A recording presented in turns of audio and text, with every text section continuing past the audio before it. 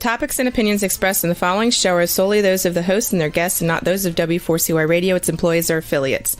We make no recommendations or endorsements for radio show programs, services, or products mentioned on air or on our web. No liability, explicit or implied, shall be extended to W4CY Radio or its employees or affiliates. Any questions or comments should be directed to those show hosts. Thank you for choosing W4CY Radio.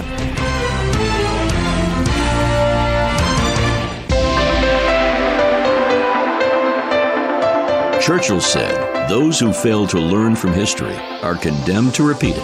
Kevin Hallinan believes that certainly applies to business. Welcome to Winning Business Radio, here at W4CY Radio. That's W4CY.com. And now, your host, Kevin Hallinan.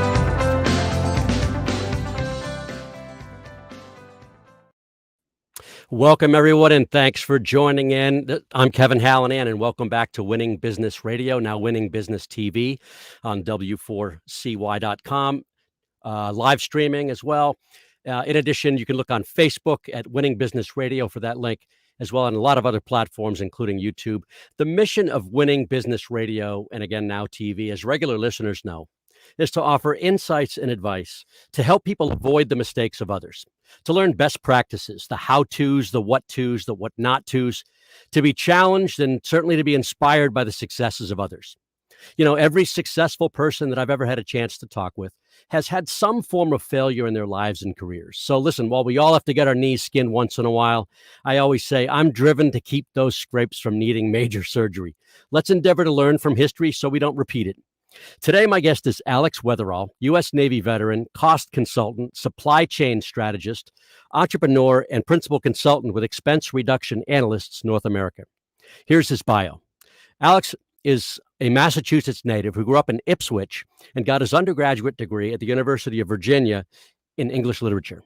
After college, he joined the active duty Navy, where he flew anti-submarine warfare helicopters on deployments in the Indian Ocean, at the Horn of Africa, the Mediterranean, and the Caribbean. Coming out of the Navy, Alex got an MBA at the University of Virginia's Darden School of Business, and then embarked on a 28-year career in supply chain with companies including Wegmans, OfficeMax, Staples, Partners Healthcare, and Mass General Hospital. During that time, he operationalized cost containment solutions in areas including food retail, office products, healthcare, and vehicle fuels industries. In his current role, Alex is a principal consultant for expense reduction analysts serving Greater Boston and New England. Alongside his consulting work in cost reduction, Alex participates in the Metro West retail economy. He owns and oversees an upscale gas station/convenience store in Sherborne, Massachusetts. Among the tenants in his Sherborne property are a Dunkin', a Middlesex Savings Bank ATM, and a pizza shop. Alex also serves on the board of the New England Convenience Store and Energy Marketers Association, where he's vice president. He lives in Wellesley, Massachusetts, with his wife, Laura, and their cat, Oscar. They have 3 children, Sarah, who's 30, and gave birth to their first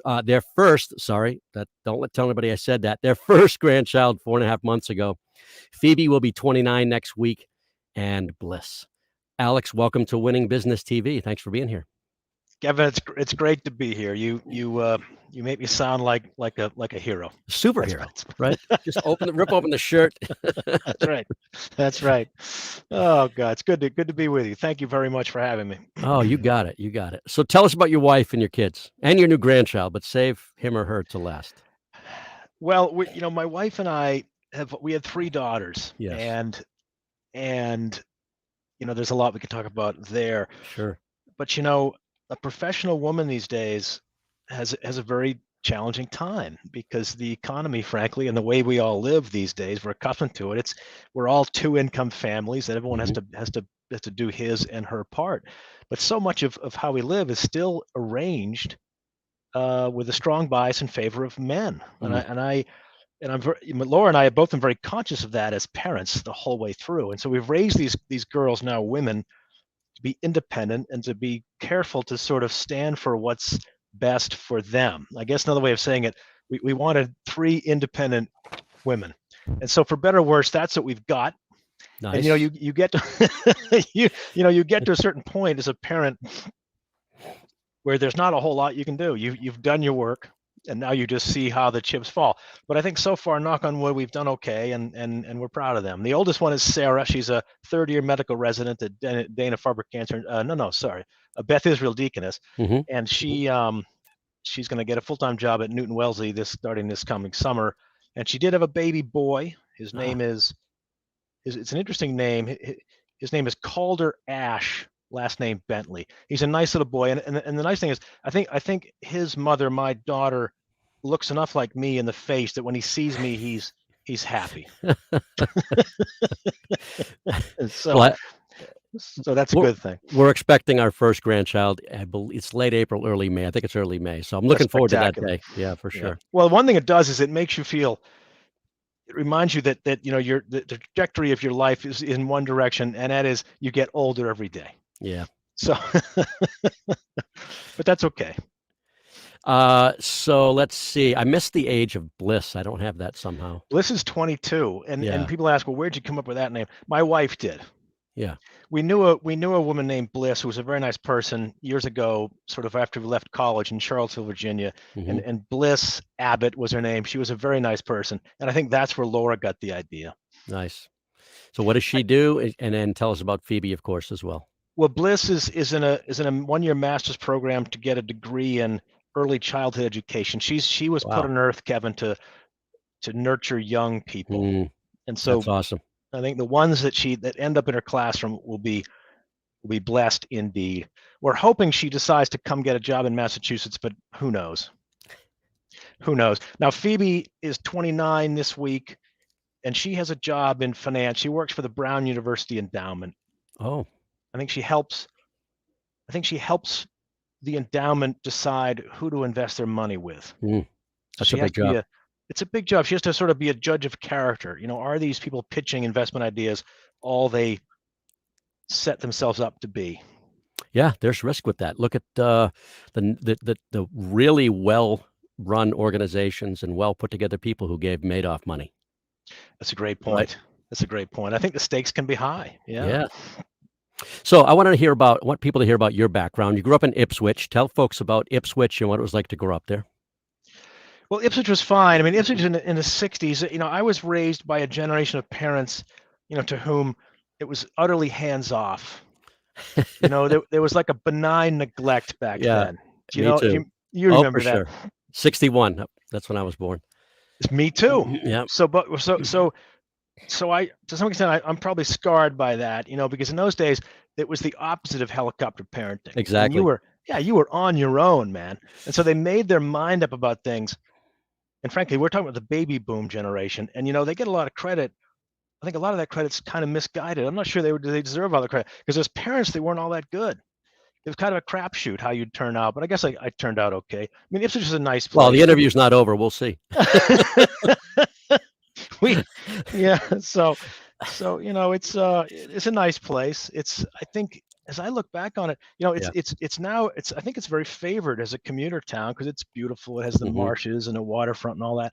I have to admit, we didn't, we played around the water a lot, but we didn't really think of ourselves as blessed with a wonderful scenic upbringing. It was a town. It is beautiful though.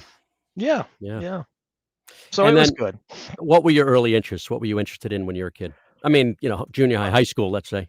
It's fun. I was always a good student. I only because, Kevin, I worked hard. I think one of my core competencies is I will persist. I will endure until I get a reasonably good grade. So I found myself in class, all my life, K through 12, sort of. I was never the smartest kid, but I was always willing to work hard. And I got good grades, so I ended up at a good college. I have to admit, I was a naval officer. And why was I a naval officer? Well, all I really loved was helicopters. I can't really tell you why, but I had a real fascination with helicopters most of my puberty and adolescence, I would say. So when it came to it, I went to fly helicopters. Well, I mean, this. I'm learning this, and others may not be aware, but it's not easy to win that job. You have to work hard, and the selection process has got to be tough. And I imagine it's like, what, 20, 30%? There's a high, we call it attrition rate. Yeah. And I have to admit, I went to aviation officer candidate school. So I had a drill instructor and all that. And I really enjoyed it. I was really good at boot camp, and that's not necessarily a good thing. It really should be good at is being an officer and get promoted all the way up to admiral. I didn't get promoted. I didn't get promoted all that far, but I must say I was really good at boot camp, and I think because I can be a big sort of assertive, imposing presence, and that's what the drill instructors like. Hmm. What they don't like, to your point about flying, is what they're looking for then, and I'm sure it's true now, is do you have that grit, right, Yeah. to deal with unpleasantness?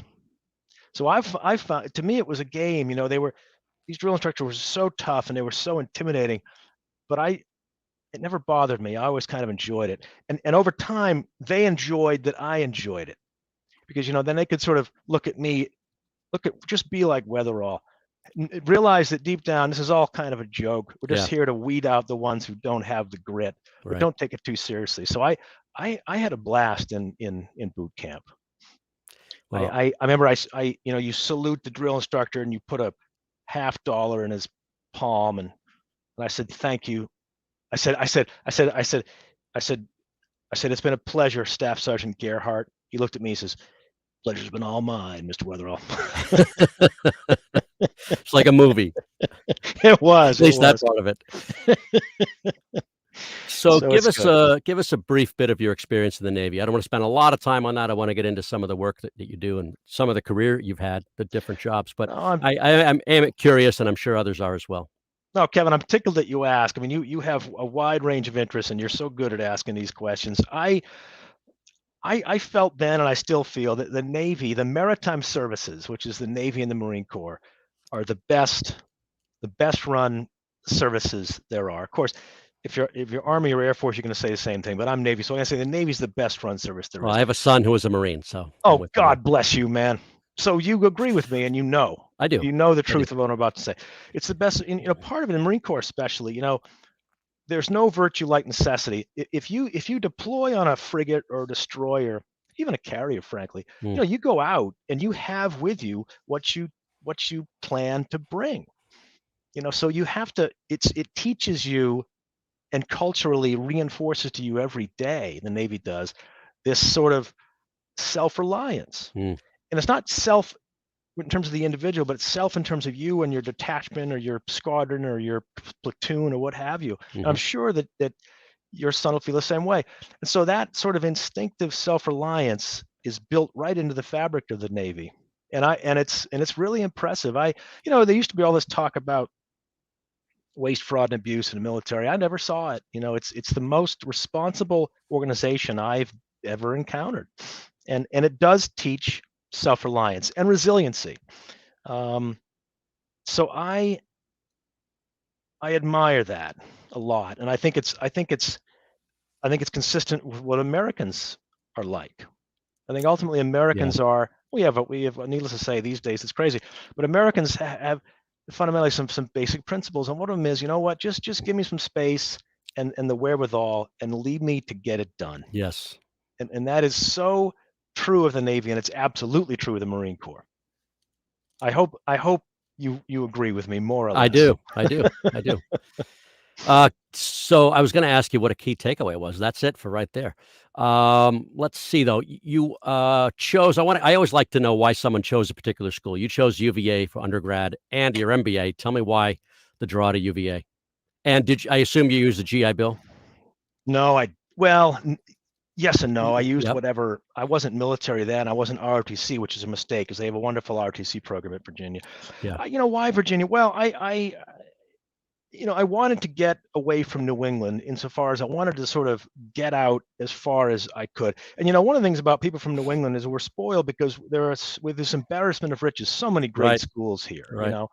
And I just had enough of a sort of wanderlust or independent streak, probably more of an independent streak. I thought, all right, let's just get out and see what the world has to offer. Yeah. And actually, a friend of mine from high school and I got in his parents' car one time. We took a drive all the way down to Durham to see Duke. I didn't get into Duke, Kevin, but I got into Johns Hopkins in Virginia, and I loved Virginia. It was a beautiful place. Yeah. It had Thomas Jefferson and the history behind it, and I thought, all right, this looks like the right place. So off I went, and I'm glad I did. It's a very, very good school. And back for your master's, for your MBA.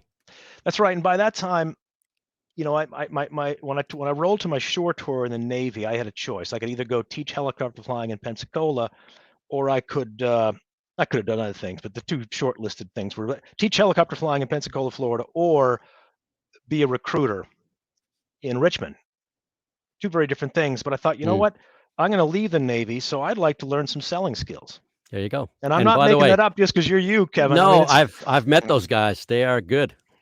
Yeah, I mean, and you're an expert, so this is a little bit, I got to be careful, but I thought to myself, you know what, I can't teach helicopter flying because my wife was just starting a master's program in architecture at Virginia. So, all right, let's for once in my life be selfless and be a good husband. So I thought, all right, I'll go recruiting in Richmond.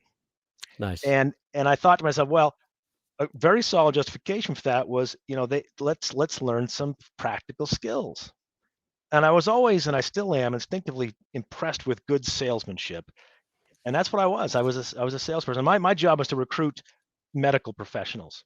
Oh, and we had a very successful. When I left there to go to business school, and that fall we won the Navy's Recruiting District of the Year award. Believe it or not. Wow. Yeah. So I and you as a sales, you know, maven, a trainer of this stuff, you'll understand this. And I knew I would learn, and I did learn, and I was pleased. Excellent. Hey, we're going to take our first break right here. Everybody, we'll be right back with Alex Weatherall of Expense Reduction Analysts North America. We'll be right back. You're listening to Winning Business Radio with Kevin Hallinan on W4CY Radio. That's W4CY.com. Don't go away. More helpful information is coming right up, right here on Winning Business Radio.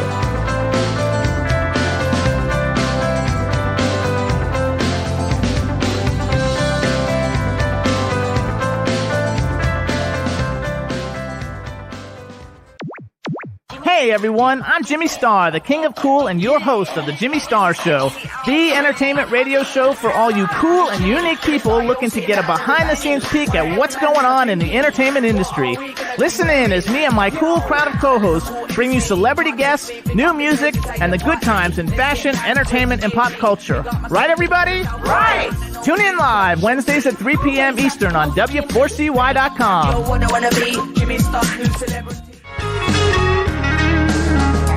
Hey, this is Kenny Wayne Shepherd, and you're listening to W4CY Radio.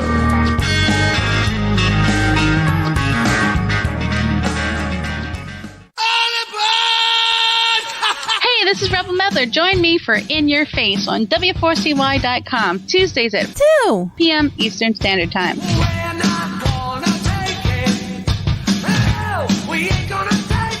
Bestgen Wealth Management is a second-generation, family-owned financial planning and wealth advisory firm. In addition to coordinating complex business and personal planning needs, our firm takes a sincere interest in your well-being and personal values. Find us at bestgenwm.com. That's bestgenwm.com, where we consider all our clients an extension of our family. Advisory services offered through Commonwealth Financial Network, a registered investment advisor. And now back to Winning Business Radio with Kevin Hallinan, presenting exciting topics and expert guests with one goal in mind, to help you succeed in business. Here once again is Kevin Hallinan. We're back with Alex Weatherall, U.S. Navy veteran, cost consultant, supply chain strategist. I'm going to talk about that for a second. Entrepreneur and principal consultant with Expense Reduction Analysts North America. I want you to take us through your first few jobs and just, 30 seconds to a minute, whatever you want to say, and then sort of a key takeaway. Start with Wegmans. Well, Kevin, when I grew up, I was very aware that the Boston metropolitan area, and you'll remember this, was a hotbed of innovative retail. For sure. Staples, very obviously, but even before Staples, some of the best food retail came out of our area. And those same people actually were behind other very innovative retailers like Staples. And for reasons I can't really explain, although I had a maternal grandfather who worked for believe it or not, Jordan Marsh, if you remember Sure. years ago. They had those magnificent blueberry muffins. So I had a little bit of experience with retail, at arm's length. But I think I was really struck by the entrepreneurial nature of good retail. Mm. All right. So I left the Navy. I got a very good MBA, and I was still captivated by the notion of food retail. And during an internship at the Darden School of Business at Virginia, I had the good fortune to work for a summer at a manufacturer, a baker of private label cookies, Fudge Grahams. You remember those? And these guys, they still exist under a different name, but they were one of the very few manufacturers to the Girl Scout Council of America. And that was an interesting business because you'd have these massive ovens that stayed idle most of the year until the Girl Scouts needed them. And then, Really? Yeah. And then you needed a lot of baking capacity in a very short amount of time. So you had to be very good at it, very high quality, but able to turn on a dime. And so this company was an Interbake Foods. It was a company that did that work and sold not just to Girl Scout troops, but to grocery retailers. And I learned through that experience that the Cadillac of all food retailers was Wegmans Food Markets. It's one of our favorite stores. There's one in Westwood. Great store. It's a great store. It's the best food retailer in the country. I would argue one of the best in the world. And so I thought, all right, let's go to Wegmans. And I was fortunate enough to get hired by Wegmans. And it's a family-owned, family-run business then as now. And consistent with that kind of culture, they start you at the bottom. They don't whoever you are. And I had a very good MBA and a naval officer and all that. All right, Alex, we're gonna run you through a store for 6 months. You're gonna wear a white coat. And you're gonna get up early and make the donut. So I did that for 6 months, and then I came inside to the corporate office, and I started up on the ground floor as a turn buyer and worked my way up to various director jobs. And I loved it. I was very, very good at it. As I look back, and these days you'd call it supply chain work. Yeah. In those days, and I was a buyer, which meant if the stores called and wanted something, I stood at attention and just did whatever I could to get them what they wanted. Wegmans is a magnificently well-run company. The family is profoundly honorable, and it's old-fashioned, but their belief is, and you share this belief, is treat your employees well. And then when you're not there, they're going to treat your customers well. And it is in a consumer-facing business like food retailer, it is a fail-safe culture. And so I'm still very close to some of the people that run Wegmans. It's you get that sort of culture in your blood. It's hard to get it out. Yeah. And my protege actually there, still a very good friend of mine. He's got a massive job running, I think roughly 70% of the revenue there. So it's wow. It seems like I've been gone 20 years, but it seems like yesterday. They're really good people. Good experience. Now, yeah, it was great. Office Depot. I made the mistake, Kevin, of leaving the food.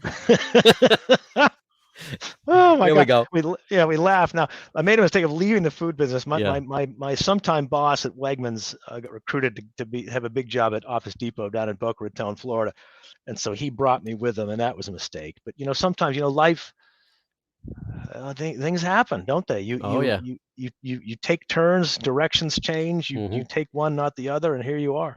And I went from Office Depot to Staples, and then suddenly what happened was, this seemingly good business, certainly a very profitable business, office products. Yeah. Almost overnight, first with Walmart, then Costco, then of course Amazon. What was a wonderful business that couldn't fail became a very, very, very challenging business. Staples has changed again. Right? Oh yeah, with their webcast, I don't even know what it is. It's great, but it's hard. Suddenly, if you got Jeff Bezos, who's anyway, it's difficult. Yeah. This is what happens in life. The nice thing about food is two things that are good about food. One is we all need to eat. Two, food is, and Wegmans does this beautifully, like no one else. You can romance food. Why? Because it's an expandable thing. Think about this: you need one pen to write a paper, but if you go to the store and you buy 4 pens, you're only going to use one at a time. But if you buy 2 packs of Oreos, you're going to eat them all. Maybe in 2 sittings. Yeah, that's right. That's right. And so the point is, food is an expandable consumable. Yeah. And if you can romance it well through good merchandising, and you can buy it well through good supply chain, it can be a very, very good business. So I learned a lot of foundational skills from my experience at Wegmans. So I'm curious about partners because that's where all our doctors are. They seem to be, I mean, from the outside looking in, they seem to be a well-run organization. Well, I'll And tell that you what. MGH, which is part of that. Yeah, that's right. It's now they call themselves Mass General Brigham. Brigham, right? They have an advantage, Kevin, which is that they're so big and they have such magnificently good brand names in Mass General and the Brigham that they can attract, among the best caregiving talent the world has to offer. And so I would say it's hard to argue. It's almost impossible to argue. Those are magnificent hospitals. I will say, and I should probably be careful. I mean, healthcare administration, we have some catching up to do in this country. Well, the industry's just been smacked around. I mean, yeah, I'm not a fan of the direction it's taken. So yeah, it's a funny thing, and there's part of my theory. I think it's hard to disprove it. Healthcare, the provision of healthcare, certainly in the inpatient context, it is a fixed cost business, but it is a natural monopoly. If you have a great city like Boston and you have enough beds to handle your population, no one benefits if you build another hospital. It just reduces the capacity available to everybody. And so people would like to think, well, it's a free market business. It's like, no, it isn't. Healthcare is very different. And unfortunately, and I'm a red in tooth and claw capitalist, and I believe in capitalism wholeheartedly. However, capitalism doesn't apply as neatly to the healthcare industry as it does to other industries for that reason, because you if you're not careful, you can overproduce and have too many fixed costs and not enough patients to run through those fixed costs, in which case too many of the benefits fall to the very best brand names. And the result is higher costs for everybody.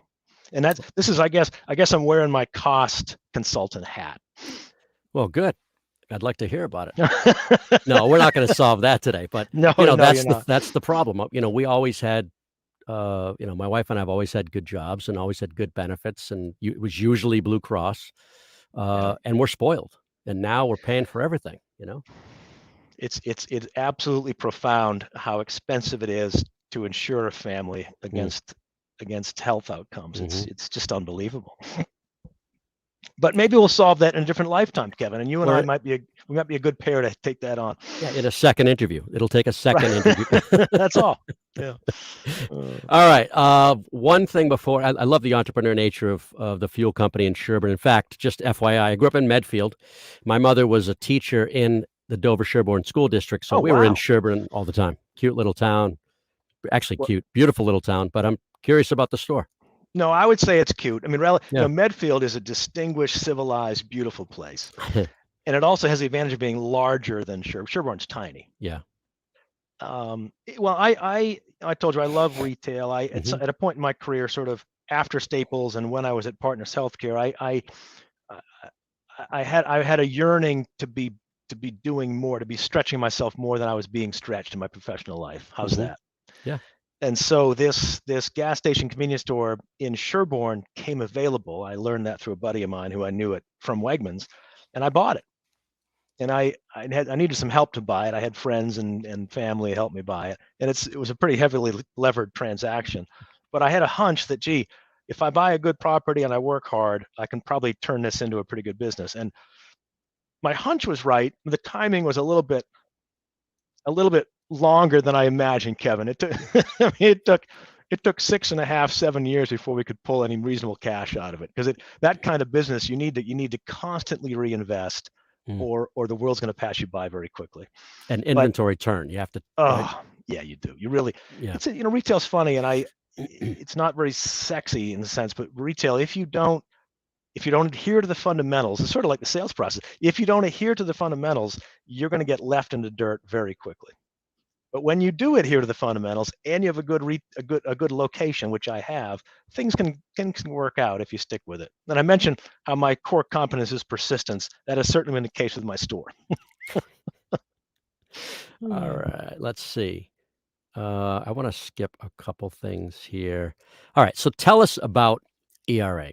Tell us about the company. Tell us about your work. Start with just Not an elevator pitch, but tell the audience what the company is and who you are. Thank you, Kevin. I'll try to answer the question this way. We match up very well with clients who are organizations that share our belief. I guess belief is too light a word. Who share our conviction that the typical organization is spending between 10 and 30% more than it needs to for its non-core costs. And what we describe as non-core, we mean not payroll.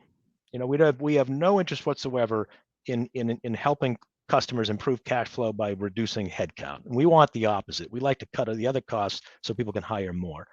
So it's not headcount, and it's usually not direct inputs. And by that I mean, if you're a manufacturer, and about half our business is with manufacturers, we're not going to presume to sort of buy and let's say it's your furniture maker, we're not going to presume that we can buy your oak timber better than you can.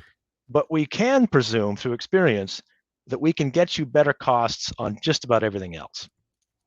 Inbound freight, utilities, packaging supplies, industrial gases, specialty chemicals, HR, payroll. A lot of line items for all those things. Right? Oh boy, they go on and on and on. And in our experience, and we have a ton of data that shows this, it is no exaggeration to say that a typical middle market organization, I say organization because we have a strong not-for-profit business too, overspends 10 to 30%, depending on the category. That's pretty significant. It is, and it's people get intimidated. It's not that, oh well, Alex, you're going to come in and demonstrate where I haven't done my job. That's not it at all. It's just it's very, very business is things are skewed in favor of the vendor, and the reason for that is if you're one $40 million company, 10 million, whatever, it doesn't matter, then you see what you see. But the people that call on you, the vendors that service you, and they might do a wonderful job, they see all of their customers. And so they know what they're charging all of their customers. Right. And frankly, usually those vendors serve not only your industry, but all kinds of industries. So they know what they're charging industries like yours and industries unlike yours who buy the same products. Nice example is the uniform. We do a very big business helping our clients save money on uniforms, linens, that sort of thing.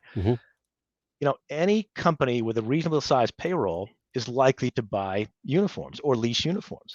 Doesn't matter if you're an art museum or a manufacturer or a paving company.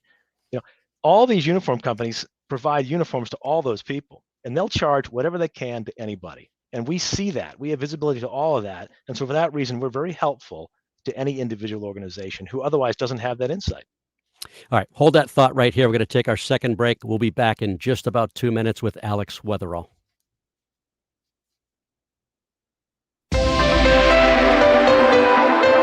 You're listening to Winning Business Radio with Kevin Hallinan on W4CY Radio. That's W4CY.com. Don't go away. More helpful information is coming right up, right here on Winning Business Radio.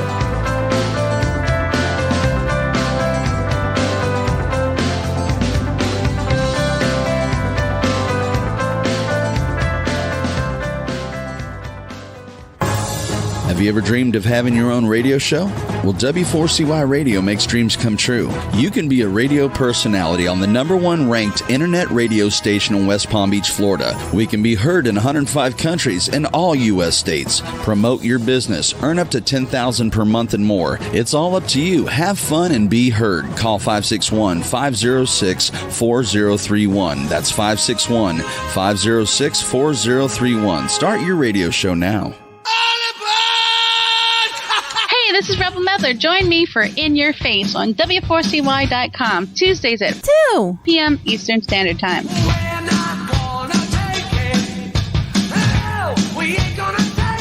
Bestgen Wealth Management is a second-generation, family-owned financial planning and wealth advisory firm. In addition to coordinating complex business and personal planning needs, our firm takes a sincere interest in your well-being and personal values. Find us at bestgenwm.com. That's bestgenwm.com, where we consider all our clients an extension of our family. Advisory service is offered through Commonwealth Financial Network, a registered investment advisor. Hey, this is Johnny Three Tears from Hollywood Undead, and you're listening to W4CY Radio. I do whatever it takes to make it break through. Anything I'm face to face with, it's true.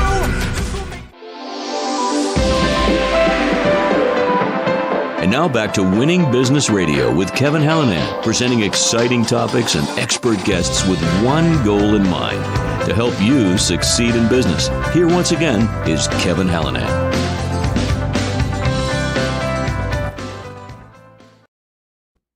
We're back with Alex Weatherall, U.S. Navy veteran, cost consultant, supply chain strategist, entrepreneur, and principal consultant with Expense Reduction Analysts North America.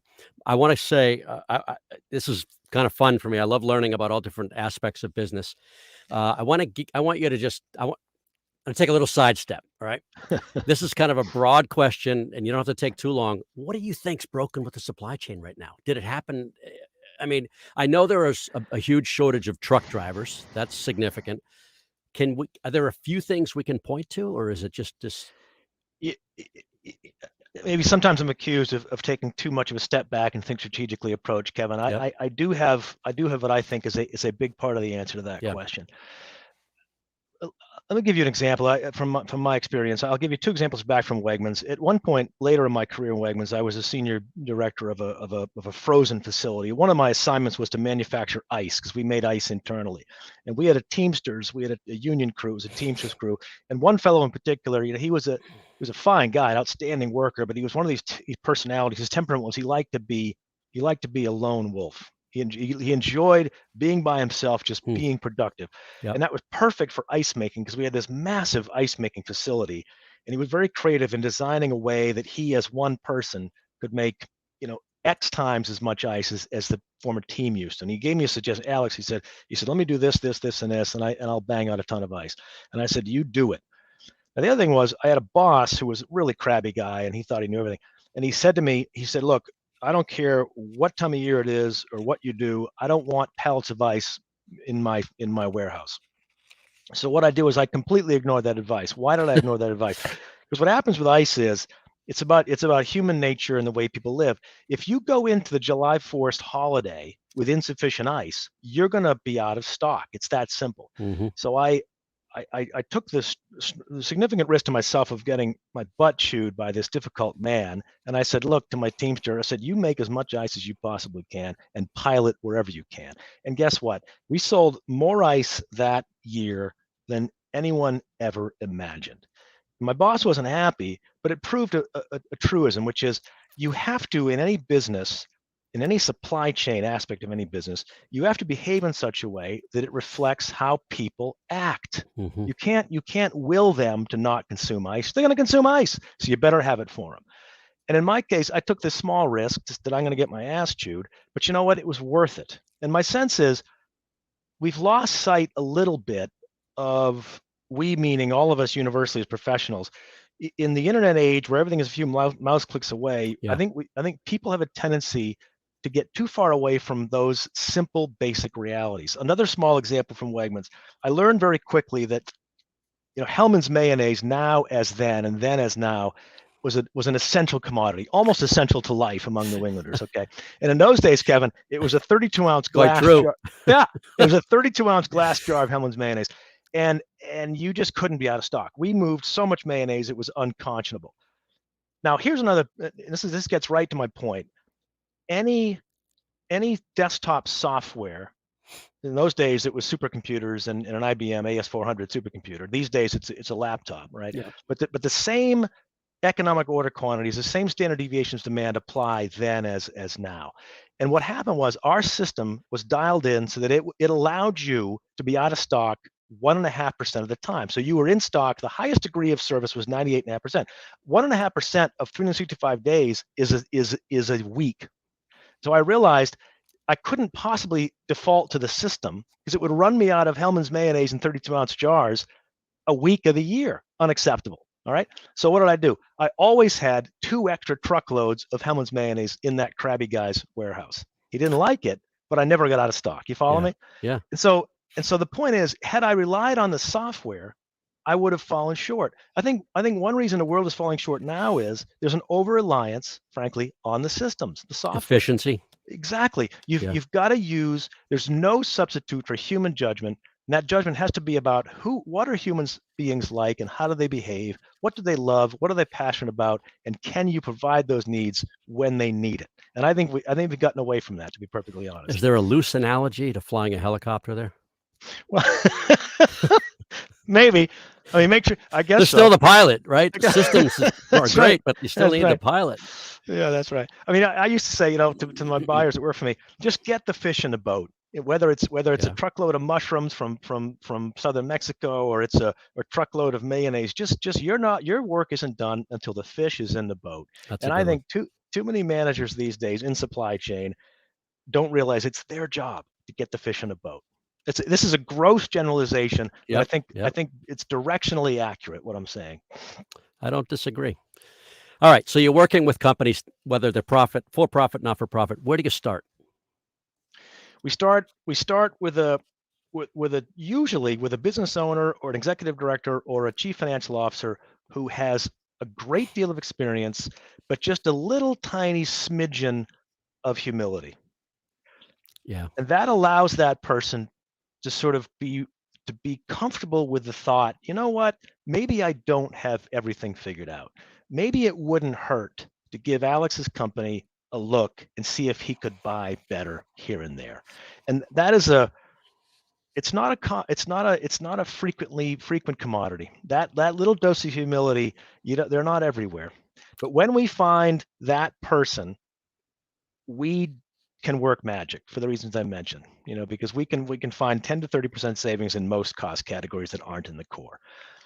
That's how we do it. And our first step is we look at nothing more complicated than their accounts payable feed. Who do they spend money with and how much?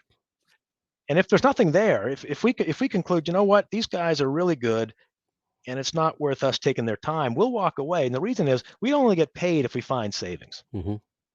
But if we get that person I mentioned who's gifted and experienced but a little bit humble, and they give us an AP feed, we can be very, very useful.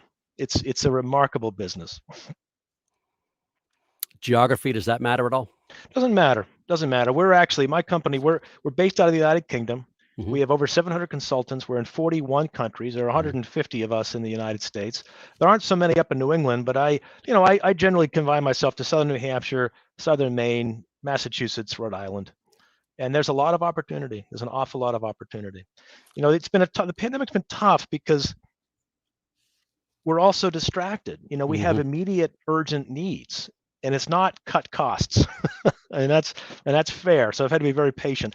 The other, and perhaps equally striking sort of systemic challenge we have is that the government has been so good about generously providing funds to organizations high and low that has, although it's been the right thing to do to sort of keep us going through this unpleasant time, it certainly has had the effect of removing this sense of urgency from the people I described, who then don't have the sort of pain around cash flow that they might have had if they didn't have those PPP loans or EIDL loans or tax credits for retaining employment loans, that sort of thing.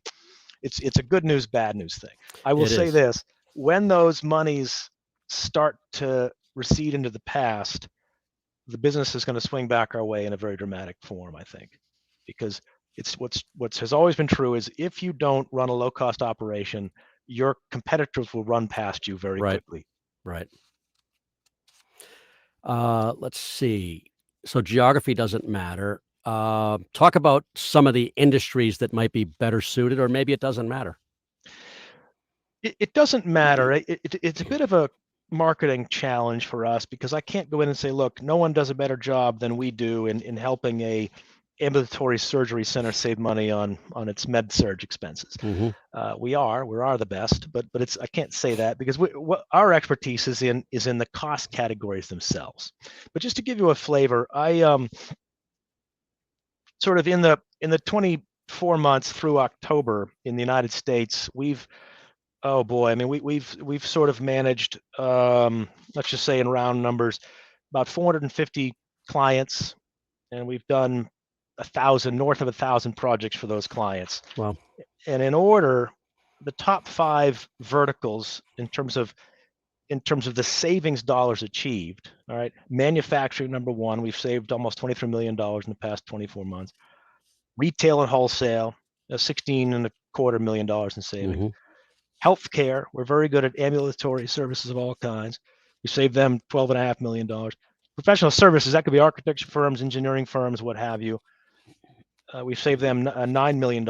In education, this could be private schools, private K through 12, private colleges, universities. We're very good at that. And all of these top five I mentioned, manufacturing, retail and wholesale, healthcare, professional services, education, they all spend money in numerous ways and often run very lean. And so in terms of supply chain expertise, they don't have sort of insights that we have. And that's why we can be useful. And what about so those are some of the nonprofits? Well, we do about half our business is not for profit, and much of that is healthcare, because so much healthcare in this country. I'll give you one area where we have an outstanding track record is community health centers.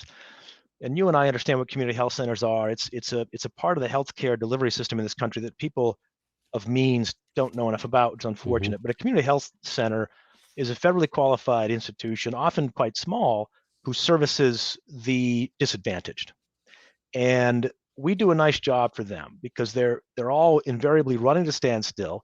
They spend an awful lot of money on dental supplies, medical, surgical supplies, pharmaceuticals, telecommunications, IT, waste management, anything. And they never have enough help. And because most of their revenues are federally provided, Medicare, Medicaid, every penny counts. And we've done a nice job over the past 10 or 11 years helping them save money. And we're good at that. But it's equally true with medical services that they don't have to be not-for-profit for us to be useful. I've done business recently with a for-profit urology center, and the same thing applies. They spend an awful lot of money on medical service supplies, and we can help. We're happy to help them too. We're for-profit or not-for-profit. Another example is cultural not-for-profits. One of my clients I'm very fond of is a museum. Cool. And that sort of thing. But I think in terms of the raw numbers, most of the not-for-profit work we do is in what I would describe as human services organizations, healthcare, alcohol and drug addiction, looking after children after school, that sort of thing. These organizations run to standstill and can always use help saving money in ways that they don't have the bench strength themselves to deal with. So let's get real targeted. Everybody can see the website and the crawl. For those that are listening, it's us.expensereduction.com. Alex, who in the listening audience should reach out to you, and is that the best way to contact you? That'd be a great way to contact me. I'm very obvious on LinkedIn. I've Weatherall at expensereduction.com. Anyone who here and there has anxieties about cash flow. And as I've suggested, perhaps too honestly, the pandemic has forced us all, for good reasons and not so good, to sort of take a pause and deal with what's right in front of us. But as the months go by into the spring and summer of 2022, I think it's quite clear that things have become uncertain. Inflation is taking off. Yeah. One of the things that we rely on by necessity are benchmarks, and we can benchmark anyone's spending in any category against the most relevant graphics or metrics out there. And that can be very, very useful to business owners or executive directors of not-for-profits. What should we be spending? That's right. How am I doing relative to everyone else? And Alex, what can you do to assure me that I'm okay? And anyone who has any of those fears or doubts, please reach out. And I'll make you feel better. I can almost guarantee it. Well, that's awesome. Thank you so much. Believe it or not, we're out of time. I really appreciate yours, but we've got to get out of here. Thank you, Kevin, very, very much. I'm really, really grateful to you. Oh, you got it. You got it. And thanks, everybody, for listening and watching. This was a show about business and business challenges. If you've got concerns about the growth of your company, feel free to reach out to me. You can find me on LinkedIn or Facebook at Winning Business Radio. You can drop me a note if you want, kevin@winningbusinessradio.com. Our company is Winning Incorporated. We're part of Sandler Training. We say we develop sales teams into high achievers and sales leaders into true coaches and mentors. We're not right for everybody, but maybe we should have a conversation. Thank you to Roxy for engineering today. Tune in again next Monday, November 22nd. Happy Thanksgiving, everybody. We're here at 4 o'clock on the 29th, and we're going to do it all over again. You've been listening to Winning Business Radio with your host, Kevin Hallinan. If you missed any part of this episode, the podcast is available on Talk4 Podcasting and iHeartRadio. For more information and questions, go to winningbusinessradio.com or check us out on social media. Tune in again next week and every Monday at 4 p.m. Eastern Time to listen live to Winning Business Radio on W4CY Radio, W4CY.com. Until then, let's succeed where others have failed and win in business with Kevin Hallinan and Winning Business Radio.